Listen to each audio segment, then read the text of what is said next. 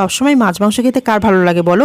তাই ভাবছিলাম কি নিরামিষ রান্না করি। সঙ্গে সঙ্গে মনে পড়লো বাগানে তো আমাদের মোচা আছে, তাই বড়মশাইকে বললাম চলো বাগান থেকে গিয়ে মোচা পেরে নিয়ে এসে আজকের মোচার রেসিপি বানাই। আপনাদেরকেও দেখাতে পারবো, আমরাও মোচা বানিয়ে দুপুরে শান্তিমতো দুটো ভাত খেতে পারবো।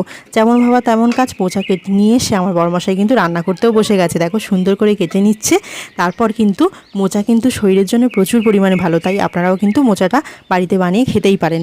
এখানে নুন হলুদ দিয়ে জলের মধ্যে সেদ্ধ করে নিচ্ছি, ওপর থেকে আলু ও কাঁচা ছোলা দিয়ে দিচ্ছি সেদ্ধ করার জন্য। এদিকে মশলার জন্য আদা ও জিরে নিয়ে নিলাম। তারপর দেখো ততক্ষণে সেদ্ধও হয়ে গেছে। এবার কড়াইয়ের মধ্যে একটা তেজপাতা, পাঁচফোড়ন ও দুটো শুকনো লঙ্কা দিয়ে সয়াবিন তেল দিয়ে তার উপর একটু হলুদ দিয়েই সেদ্ধ করা মোচাটা দিয়ে দিচ্ছি। দিয়ে একটু নাড়তে চাড়তে থাকবো। তারপর স্বাদ মতো নুন দিয়ে দিলাম, একটুখানি লঙ্কার গুঁড়ো আর দিচ্ছি আদা জিরে বাটাটা দিয়ে আর একটু নাড়াচাড়ার পর স্বাদ মতো চিনি দিয়ে দিচ্ছি। চিনি তো দিতেই হবে নিরামিষ খাবারে। ওপর থেকে ঘি, কি ভালো লাগে যে খেতে। এই পদ্ধতিতে একবার বানিয়ে দেখো, খুব ইজি, খুব টেস্টি হয়।